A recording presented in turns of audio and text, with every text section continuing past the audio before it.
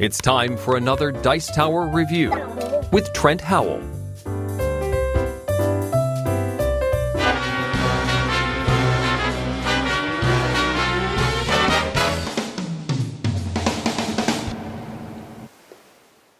All right, Trevor, what game we playing today? We are playing Gravwell, or some pronounce it Gravwell. Gravwell. Why? Because we're playing with gravity? That is correct. We are playing with gravity and spaceships, and that's how gravity works, is with mass. Nice. Do you like Gravwell? I do. It's a fun game. Fun, light game. Cool. All right, well, show me what the objective is here. What are you trying to do? So, there can be a max of 4 players, and you will choose what color ship you want. Yep. Once you have that, basically the point is to get all the way around your little whirly-twirly board to the warp gate, or be the farthest along on that track by the end of round 6. Oh, cool. But it doesn't get to round 6 very often. No, we escape by then. Well, cool. Well, seems pretty easy. Well, how do you escape the black hole here?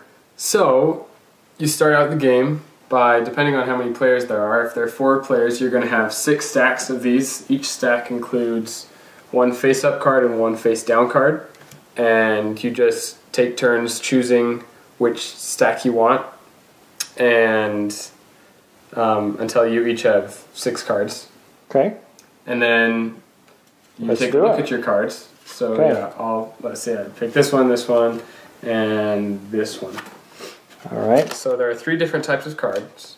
Okay. There are pink cards, green cards, and blue cards.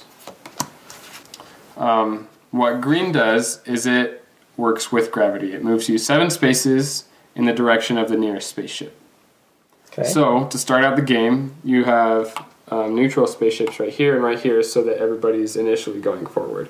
So say I'm blue and I play the 7. You'd go 1, 2, 3, 4, 5, 6, 7. And then, likewise, the next person, if they played green, would move, say they played like a green 3, they'd move 3 spaces towards the nearest spaceship. Okay. Purple repels. So if you don't want to work with gravity, and instead of going towards the nearest spaceship, you want to move away from the nearest spaceship, you'd play a purple card. Okay. That would be like, say, if you were right here and there's no spaceships in front of you, or the nearest spaceship is behind you, you'd want to play a purple card to move yourself further. Push away from gravity. Nice. Yeah. And then blue cards move everybody on the board towards you that many spaces. All right, so to give a better example, we got some people out on the board. Yes, let's take a look at how a turn plays out. Okay. So what you have your hand of cards, and everybody simultaneously chooses a card they want to play. Once everybody has picked their card, you all put it down at the same time. Okay. So, I'm acting as blue, this is black, yellow, and red. So you're blue, what are you wanting to do?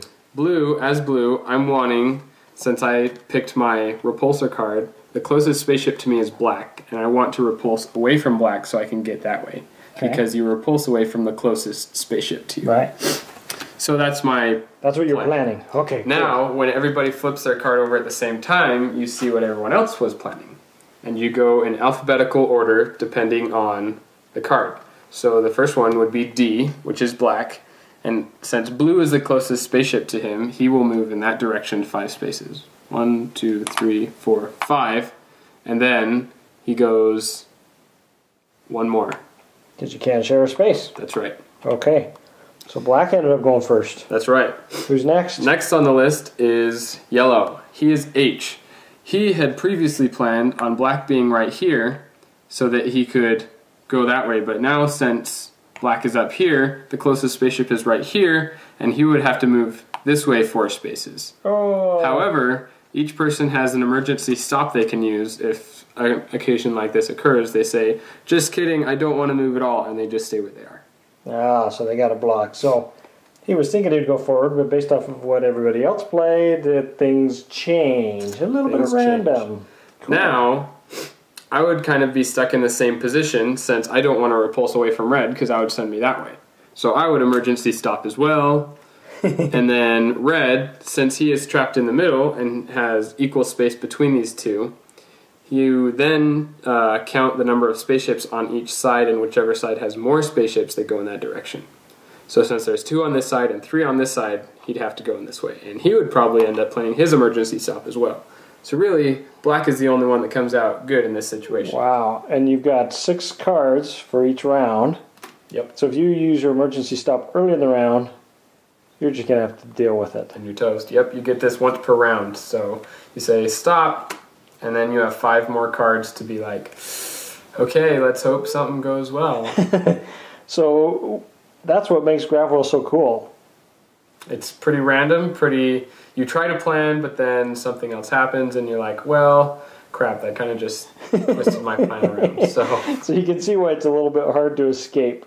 And even once you get out there, once you get past there, you're going to need other spaceships out there with you, because sometimes you can get an early lead, get way out here. Yep, if you're way out here, unless you have purple cards to repulse you, you're going to be going this way.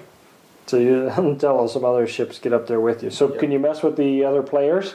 A little bit. If you have blue cards, those are fun, because if you're way in the back or you're way in the middle, you'll say, everyone move toward me, and then it's just like, and you become the center of gravity. And it's big chaos. So then the next round, you put more cards out, and everybody drafts. So the second, third rounds, you're pretty much looking for those top kind of cards of which potential pile you want to grab. Each round is the 6 cards, not each individual turn you play. So each round progresses with every 6 cards you play once your hand is depleted. And then you'll reshuffle and do what we explained. Do your draft again of what card you want to pull. Whew. And you know what everybody's got. You know who's wanting repulsor cards, what you're going to take. But you don't know what's underneath it. Pretty cool. All right. So what would you rate Gravwell? I would give it a 3.5. Nice. Fun game. Fun game. It's fun. I like it. All right. Thanks, Trev. You bet.